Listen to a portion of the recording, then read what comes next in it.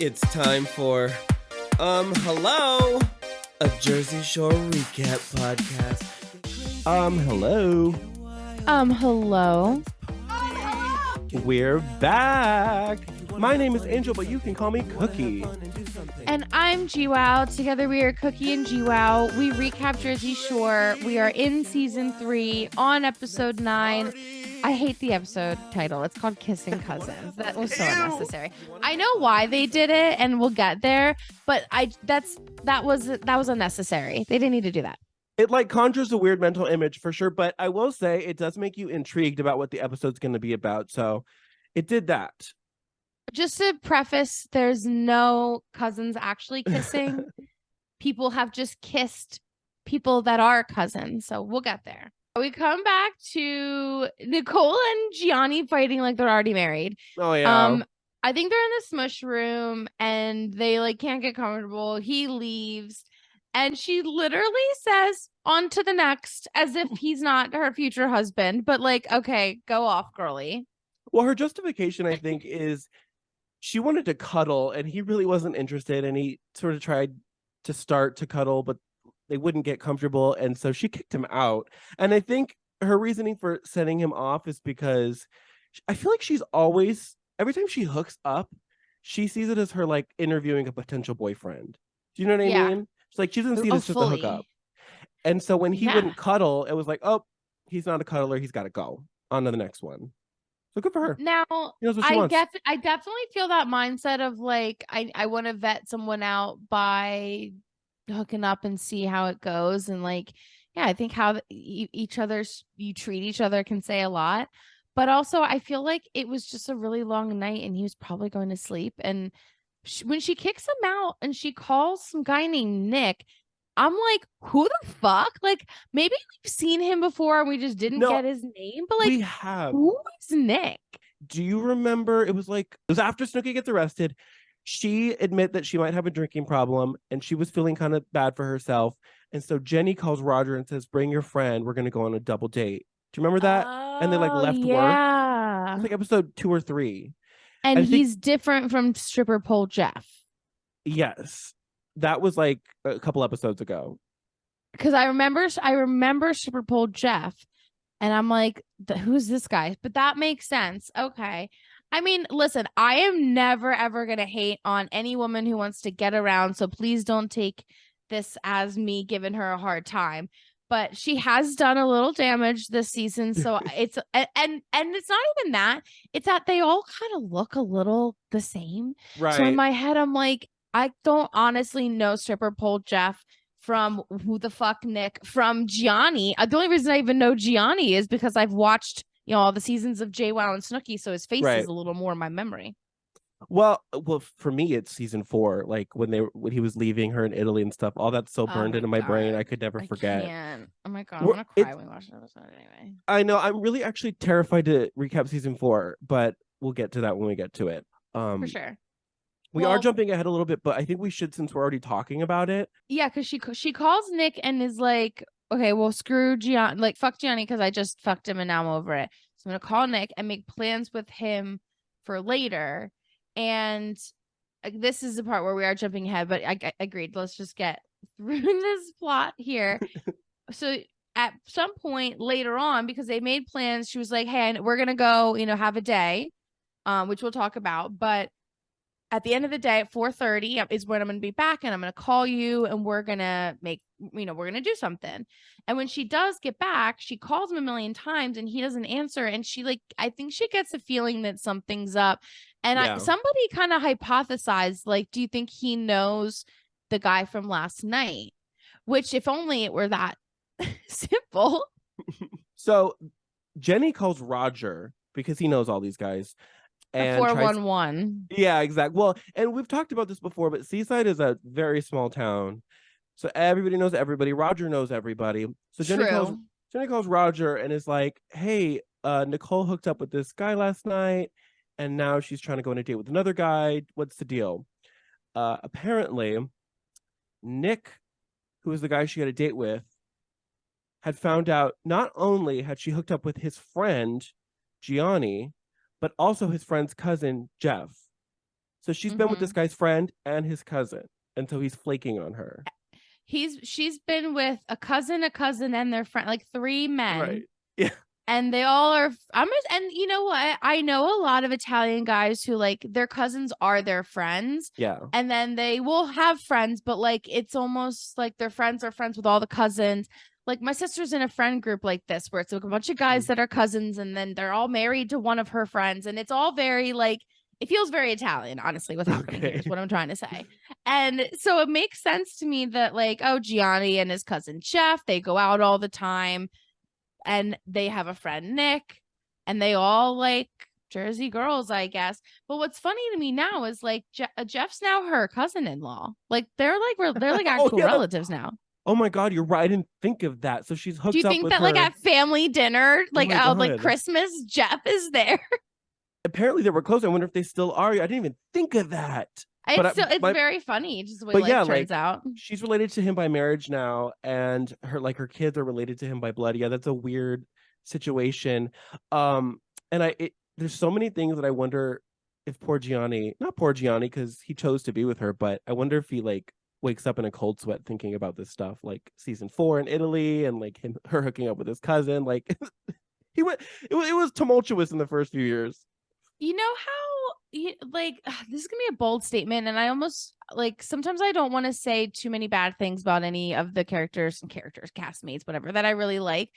But I just feel like, and maybe because of all the circumstances, things are different. But I just feel like when we reached out to Chris Buckner and his like happy-go-lucky approach, and he's just like so proud of Dina and so like excited and whatever, and I'm just like, I just don't think Gianni feels like quite the same way. Like, no, I think Gianni is like, this is your paycheck and I understand who you are. I understand who you're married or who I married, but I don't like love everything about this. And Gianni's not on family vacation, whereas like everyone else's significant others pretty much are. Not all, but like a lot of them are.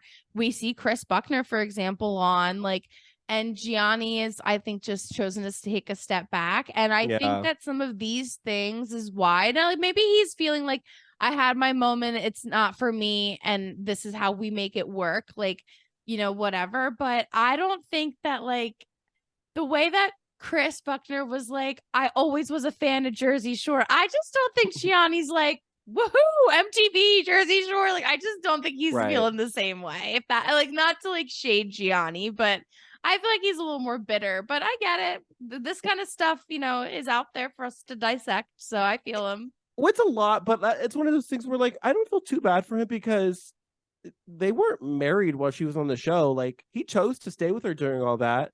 You married her as Snooki. Yeah, that's true. Hello, he met her as Snooki. And that's what I think is the thing about him is that he loves Nicole, but he does not love Snooki. And the thing is, like, Snooki's not just a character on TV. That's like her alter ego. That's part of her. Like whoever you are when you're out partying and you're drunk, that is a part of you. That's like your alter ego. And so I think that's caused some problems. I don't know. I don't know what goes on in their private life, but yeah, it's not my vibe. I agree that I think what I like about Chris, Dina's husband, is that he's sort of an honorary meatball. You know what I mean? Yeah. Oh, like, for like sure. They even call him that on the podcast, Meatball Pod. They will say like Dina and Chris will have like their own meatball nights and stuff. And I'm like, that is goals. I love it. Well, what else happens this episode? All right, so there's 2 more kind of plot lines in the beginning to cover, and I'm going to go through the not fun one first, and then we'll go through the fun one. So this isn't necessarily in chronological order, but I don't care. So Ron calls his dad for advice because he is feeling lost and he's not sure like how to take accountability for his actions is what I think is kind of going on here. And his dad seems like a really nice guy who definitely doesn't know that his son is out there domestically abusing women. And he's like, I'll drive to Seaside and I'll come take a walk with you. And they go for a walk on the boardwalk, I think. They go like for a bite to eat. And I think it's supposed to be a heartwarming moment because we're supposed to be like, no, Ron, don't leave. Work it out. Stick it through. But I don't find it to be a heartwarming moment because I think it would have been better if Ron had gone home. I agree. What was your take on that? I agree. I felt the same thing. I felt like the editors were trying to make us sympathize with Ron or make it like a touching moment with him and his dad. Mhm. But I agreed. I wanted him to leave so that Sam could come back because the house is better without both of them together, and I'd prefer Sam over Ron any day.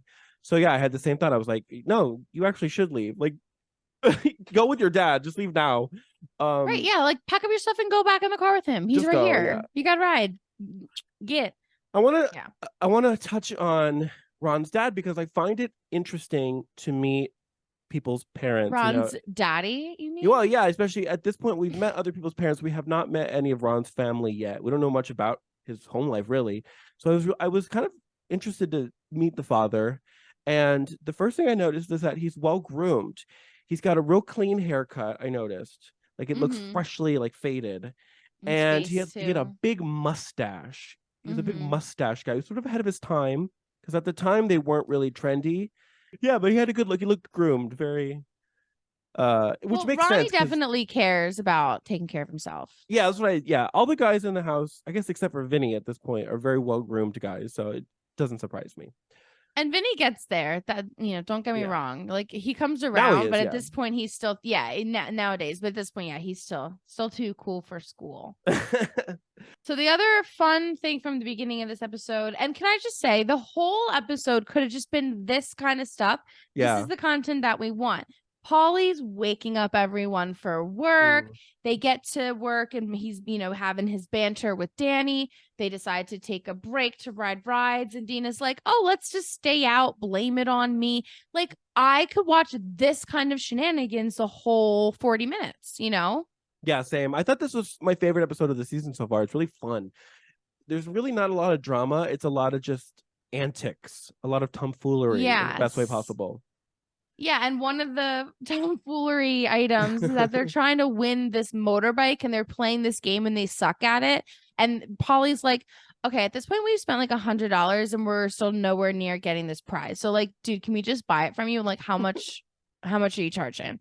And whatever the price is, he must have named a price and situation must have been like, I bet, because they buy this, like, it's like a mini bike scooter. Like, they definitely look like overgrown children riding it around, but it's functional. Like you could ride it. When Ronnie got on it, it looked so fucking funny because he's such a big, stocky guy on this tiny little, what looks like a children's toy version of a bike. And I forget who, I think it was Polly or maybe Vinny. Somebody said he looks like a cartoon of like a bear on like a unicycle or something. Fully. That is so funny because that's exactly what he looks like. Very like very like a Hanna-Barbera cartoon. It was hilarious. Right. They bring it back to the house and they they are all riding around. And yeah, this is the content I could just watch, all day. The content that I don't want to watch all day, and I'm gonna sneak this in before we take a break, just because we don't even need to dwell on it, because it will come to a head in a later episode. But the toilet's still clogged, and we talked in a previous episode about how they cannot get over the poop talk, and we're done with it. But they do show Vinny giving it a go at unclogging. We'll see several people give it a go throughout this saga, but just another quick mention of antics, but the ones that are grosser. Yeah, I'll just say I've had about enough of this toilet. I think we're done for this episode, though. There's more next episode, so we'll get to that when we get to it. Perfect. All right, let's take a break. Can't get enough of hello? Never. Well, check us out on social media. We're on Instagram and TikTok at hello pod. And if you are listening to us, but you'd rather be watching, you can go to patreon.com/hello. There's also going to be tons of bonus content, including bonus episodes and behind the scenes, like how I got my Snooki pove. And last but not least, if you're a brand or you just want to give us money, send us an email, a professional email at hellopod@gmail.com. All right, let's get back to the show already. Okay. Hello. Hello. We're back. We're back. We're getting ready to go out, of course. And I think like Nicole and Vinny start having a little. I think this is like setting the stage a little for some of their weird dynamic, but they're kind of having like a tease fight it's overall commentary on like hookup culture because these guys are actively trying to bring home girls all the time. Nicole has brought home a couple guys. It's funny because they do know each other, which is that does make it funny. Don't get me wrong. But it's definitely like you can tell he's poking a little bit of a nerve at some point.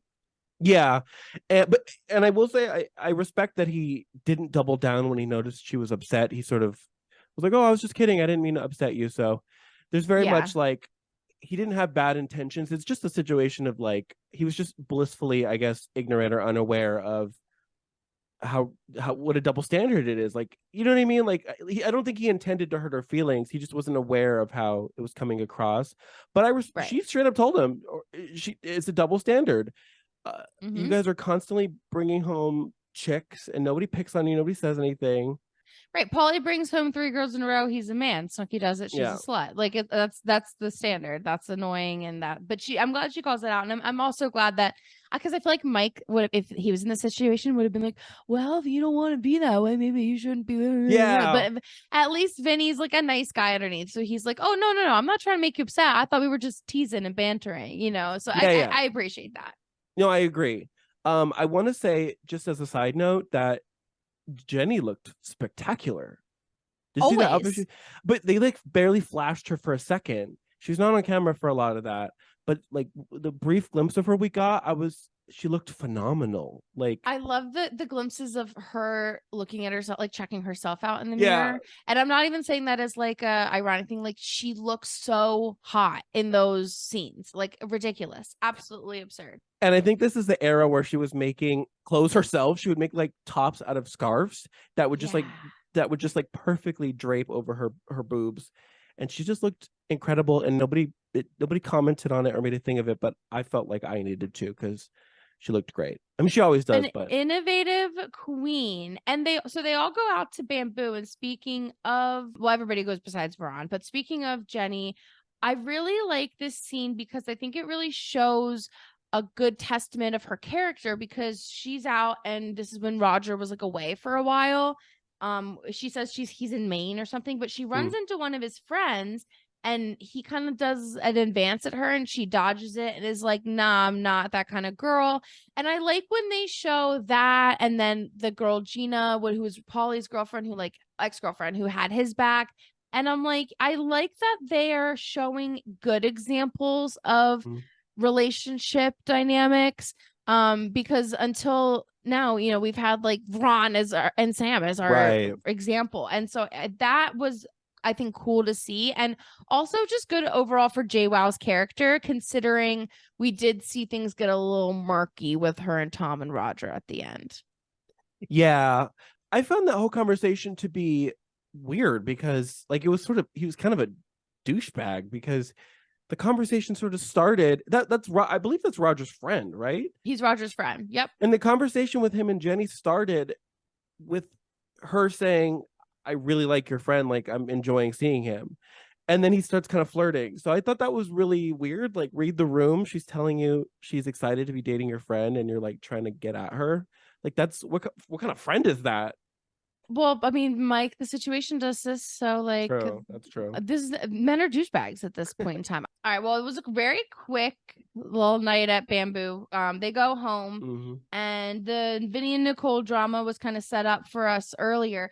But this is where I'm like, Vinny, you're playing with her because he like invites her to cuddle, realizes she's drunk, and then is like, no. But I'm like, what is your end game? Like, don't you feel like he kind of like invited her and then changed his mind? Oh, you know what? I didn't really get that. I thought maybe I was mistaken. I thought she sort of jumped in bed on her own. I misinterpreted. I feel like I feel like he made some comments of like, come on, let's cuddle. Like, I don't know. I definitely took it as like more participative than he was when he like kind of flipped and is like, no, you don't want to do this. I'm like, yeah, you don't want to do this is what you're trying to say. Yeah. And I wonder what his thing is because they've hooked up before, right? I don't know if that was that this season or was that last season? Not this season, but they have hooked up and it's very like they make jokes about it. They pretend like it's not something that's going to happen again, but feel like they both like low-key want to if the timing's right. I think it's just messy. Like I don't think either of Yeah. them really want full on each other. I just think that there's some level of attraction and it's just getting messy. One thing I found interesting though is that Vinny says the reason he didn't want to hook up is because she just hooked up the night prior. Right.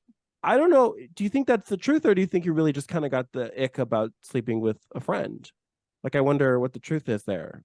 I think he wants to have his cake and eat it too. But like he wants to hook up with her if he doesn't find anyone else at the club, but he doesn't want her to be hooking up with other people at the club because then she's less available for him. So I think it's like undertoningly misogynistic without him realizing that it is. But I think it goes back to that double standard is what I think. Yeah. Well, there's more of that later, but this is sort of the end of it for now. So Yeah. the next morning, Ronnie decides to call Sam, which is a bold move because Boo. yeah, I don't think Sam wanted to hear from Ron, so that wasn't wise for him to call because she's sort of, as she should, dismissive on the phone. Her energy is very like, I'm doing good over here. I'm not ready to come Right. back yet. And when I am, she fully says, like, I'm paraphrasing, but she basically says, when I come back, maybe we can be friends, but I'm not looking to get into anything with you again. Yeah, like she's in a good place. He shouldn't be trying to pull her back down to his level, but that's Yeah. exactly what he's doing. He's like, I think he's literally trying to be like, well, I'm miserable, so let me see if she's miserable. And then Right. I don't think it goes well for him because he realizes she's not miserable. She's with her family. She's like feeling fine. She's realizing that she's known this man for a small fraction of her life and she's going to be just fine. The thing too is I really believe her. I don't think she's putting on a show for Ron. She just seems over it at this point. And Yeah. I respect that. I praise her for that. Ron says something that kind of annoyed me, which is that he has no interest in making friends. And if she comes back and won't get back with him, that he's going to leave because he doesn't want to be in the house with her as a friend. Bye. See ya. Exactly. Go. Don't threaten me with a good time.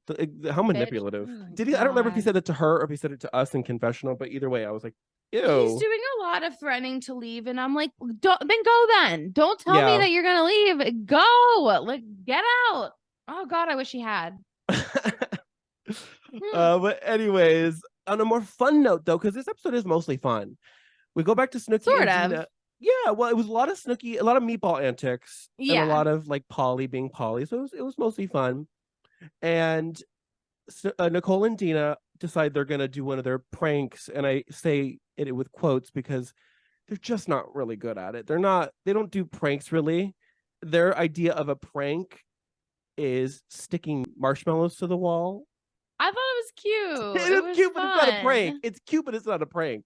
You know what I mean? It was charming. Well, it's like a prank in the sense if like they put them everywhere and no one's there, then people walk back in and they see them everywhere. Like, yeah, cute, funny. I Yeah. feel like this is almost what happens is like a weird prank triangle. Like we have love triangles sometimes, but this is like a weird prank triangle because I mean they started off with the marshmallows. And then this is kind of an infamous prank, and they even talk about this a little bit on the Meatball Pod. So I'll talk about what their comments are. But oh cool. they're like, "Oh, we want to go to Jenks," and Mike is on the phone, and he's hogging the phone, and he finds a marshmallow, and he's just overall a bitter, not good sport. And he gets this is in theory, a funny plan. He's like, "I'm gonna call a taxi."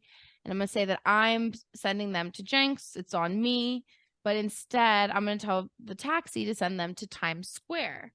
And I think that in theory, this is super funny of like, oh, you're going somewhere where you're not going and like whatever.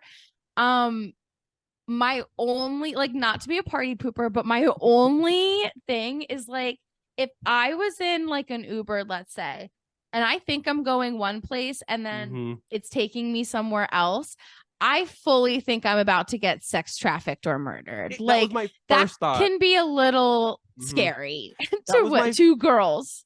That was the first thing I thought the moment he called the cab place and said that was, these are two like 4'11" like small girls, and you're putting them in a cab with a strange man and having them drive hours off into the distance. Right. Like their first thought may not be, oh, I'm being pranked goofy old Mike, their first thought is that we're in danger. And that makes Right. it suddenly, if that was the case, that would not be a fun prank. That'd actually be really a traumatizing and terrifying experience. Right. So it And you didn't really might go that think, way, luckily, but no, and you might think like, well, they had a camera crew with them and blah, blah, blah, blah, blah. I want you all to know like how us girls' minds work, right? What is stopping anybody from paying off a cameraman Mm. or replacing a cameraman for a day? Hey, buddy, I'll give you $2,000 if I can go to work for you today. They show up, they get the badge, they get everything they need. They get these two girls, they go like, there's just, I don't know. Maybe I read too much or watch too many movies. I don't know.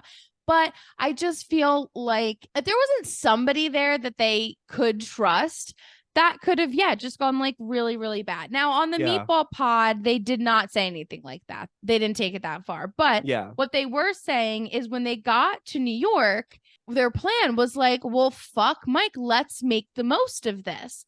But they didn't have the licenses to film at any of the bars in New York. And because they were like, just let us go to a bar and go get drunk. Like, we don't give a fuck. We just want to go to a bar. Who cares if it's here? And they're like, yeah, we can't let you do that. We don't have the licenses. They're not Right. going to let us film there. It's not even Jersey. It's in New York. So like, who knows what state line changed things as far as those legal things go.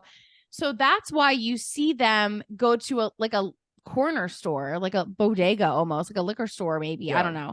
And buy just like bottles of something to then drink on the ride home, which is also like low key illegal. But I think that might Very. have been like their bargain with them of like, listen, we'll let you like have a couple drinks, you can't have it on camera or something. Yeah. But basically that's why they were more pissed, because they were like, well, we would have had fun, but we couldn't even do anything except for drive there, go to a store, and then drive back. So, which I get. I will say though that such a meatball thing to like literally make the most out of every situation.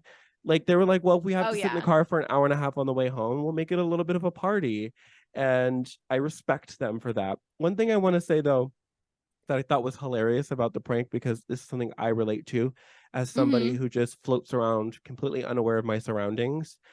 And I love that the meatballs can be like that sometimes. It took them an hour to figure out they were being pranked. An hour to realize they were no longer in Seaside. Right. What? And they did say that Jenks would have been about a half-hour drive. Okay. So I don't think they had like phones and clocks. So like maybe they were just like, wow, this ride's taking really long. And they just thought like our perception of time is off. But I also don't think they were looking at any of the signs, because I think they could have like seen the exits and realized like we are way past Jersey even. Right. Let alone Jenks's exit. Well, that's why I relate to that, because that's very me. I would be the type to just be like in Times Square, like, wait, where are we? I thought we were going to. Right. I'm like that. I don't look at street signs. I don't, which is not safe. I probably shouldn't behave that way, but I'm just such an unaware person. So I love the meatballs because they can be that way as well. Yeah. And they're obviously pretty pissed at Mike. They're not happy about it, but while they're on their way home, we'll go to the other part of what's I loosely call this a prank triangle, because I don't think the boys were trying to prank Mike. I think that this just unfolded in a way that they were almost more of like a teach him a lesson and maybe he won't do it again kind of vibe. But the boys are planning to go to dinner, and Mike is being rude. Like, I don't like people like this who don't have any concept of time, because it's inconsiderate. Like, he's on the phone. Everyone else is like sitting there ready to go. Like, we could be in the car right now if you were ready. Yeah. And he's like, oh yeah, I still got to do this. And he's like going to shower, wash his face, do all this stuff. And like, I would have left also. And maybe that's a hot take, but like, I'm like, we've told you that we're ready. And so I might have given him a warning. Like, I might have been like, you've 30 more seconds to be downstairs. And then we are actually getting in the car and leaving without you. And I'm not going to feel sorry about it. Like, I probably would have been direct like that, but I would have left his ass as well. And sometimes with Mike specifically, it actually, in my opinion, crosses like it goes beyond just being inconsiderate, and it actually goes to a point of being on purpose and spiteful, if that makes sense. Sometimes I feel like it's almost like a power move to like, I'm gonna make them wait for me. I'm gonna sit and take my time, and they're just gonna sit there and wait. And Even that's if why it's subconscious, Yeah, I absolutely think that's what it is. and I think the guys picked up on that, which is why they left, because it was like, fuck you, like we're not gonna sit here and like let you do that. No, I agree with you that it was sort of probably subconscious. I don't think he was doing it on purpose, but he had this weird, and this is the case throughout the whole original series. He's gotten a lot better about it now, but he's got this weird, like, sensitive ego that's threatened so easily, and he's always doing these little power moves and little like trying to steal people's girls and making people wait on him, and I don't And know he what was always is going so on in his head. sinister about Yeah. it. Like, oh, well, we're going to see this. And, well, maybe what I'm going to do is not talk to them and blah, blah, blah. And I'm just like, oh, my God, get the fuck over yourself. Like, I don't know if I felt this way originally or if this is just looking back, but it's giving kind of embarrassing. Like, I have secondhand it's embarrassing. especially when It's he's in so the confession. cringe. Well, especially when he's in the interviews, like, yeah, I manipulated this situation and I'm a genius. And it's like, no, you're kind of a goofball. Yeah, no, it's pretty cringe. And it's only fun, again, to watch because he's Yeah. not like that today and would Yeah. gladly like make fun of himself as much as we That's are. why I feel different watching this than I do with Ron, because he's Yep. changed so much that I compare the old to the new, and it's like, oh, he's so Yep. charming now. Yeah.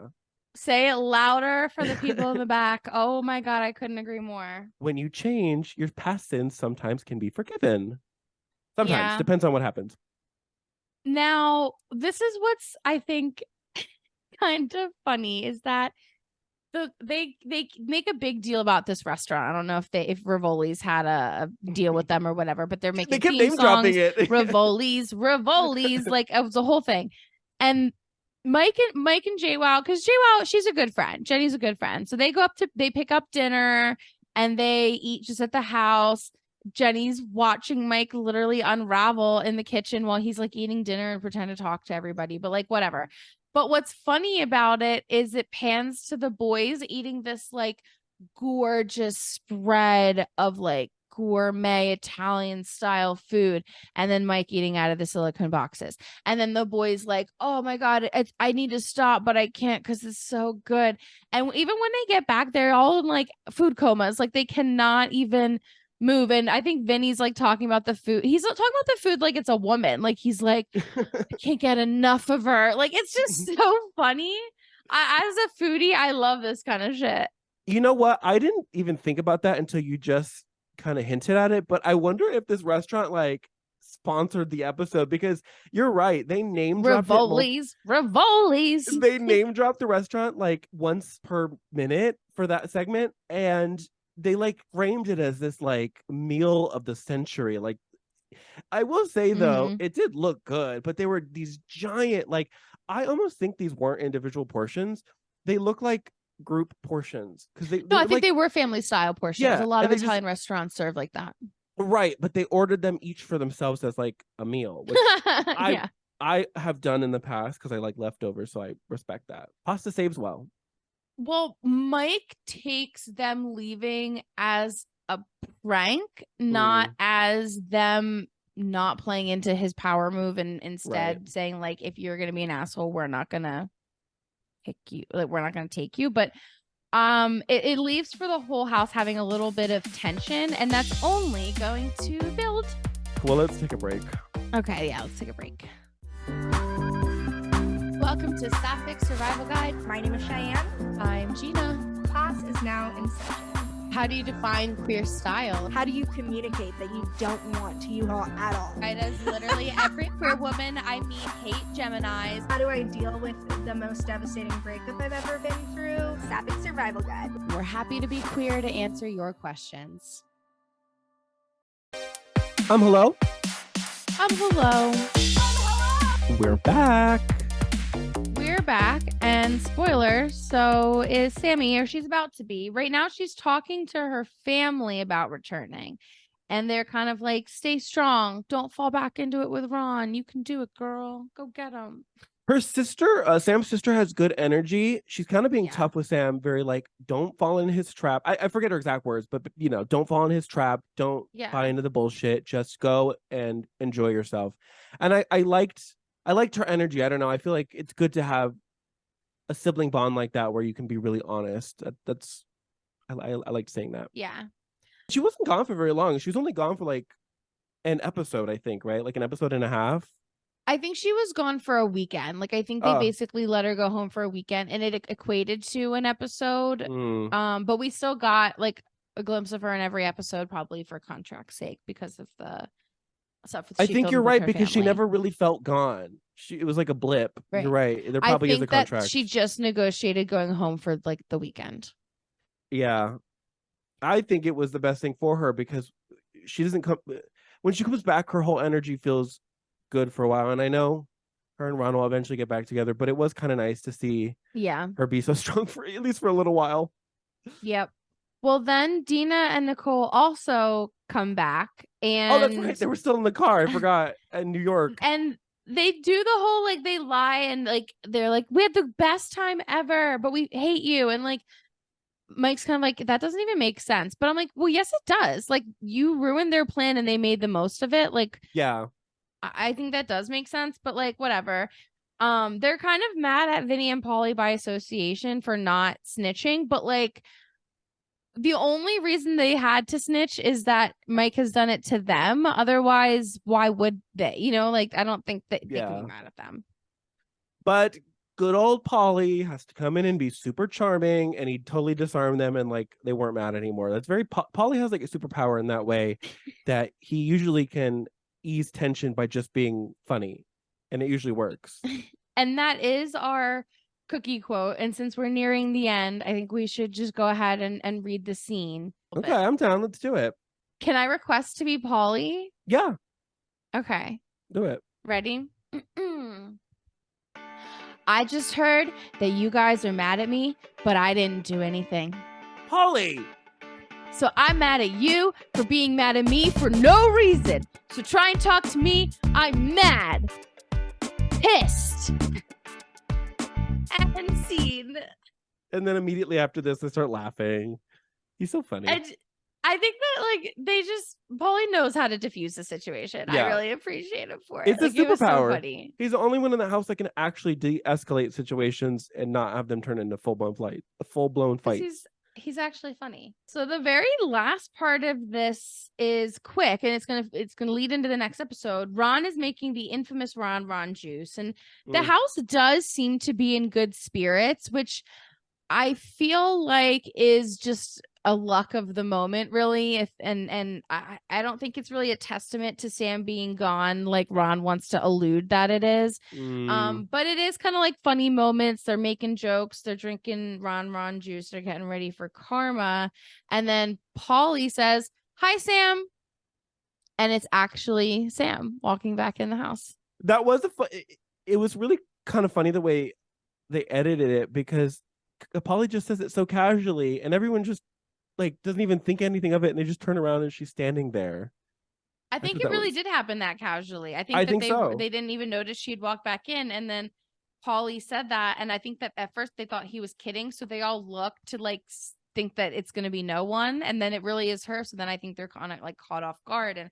And what's funny is Ron just is like with the blender, like it's so uncomfortably weird. But I'm like, well, and Ron, his face looked. I couldn't. I was having trouble placing the emotion, but he was going through something. He looked stunned, dazed, confused, very caught off guard. He was He not was wearing ready. and he was wearing it on his face for sure. Like did not expect that to happen just then, because they were just about to go out, right? They're like out the door. Yeah, and what a weird time for her to return. And my only thought process is like, maybe this is why I think it was a weekend. Like I think she left on like a Friday morning or something, and then this is like Sunday night or Monday night or something, and they were like, you have to be back by Monday, and she's like, well, I'll be back Monday, but it's going to be as late as I literally can get. And it's a weird time to return, so I don't think anyone was expecting it, but I kind of live for her entrances now and then, because this isn't that different from when she came back on family vacation. I know, I was thinking the same thing. Hey, I'm back. Sorry, I'm late. Well, the last thing we see in the episode is Ron going outside and refusing to even look at Sam. So we'll see what happens next week. We will. But I think that wraps it up for this week. Goodbye. Hello. Goodbye. If you want more of the podcast, you can follow us on any social media at Hello Pod. We also have a Patreon, patreon.com/hello. We've got a video feed there so you can see our beautiful faces while we recap Jersey Shore. And we've also got a little bit of behind the scenes bonus content for you. And you can find me anywhere online at The Lee Regina, including my website, theleeregina.com. And you can find me online on TikTok and Instagram at angel.iconic.music. Thanks for listening. Bye.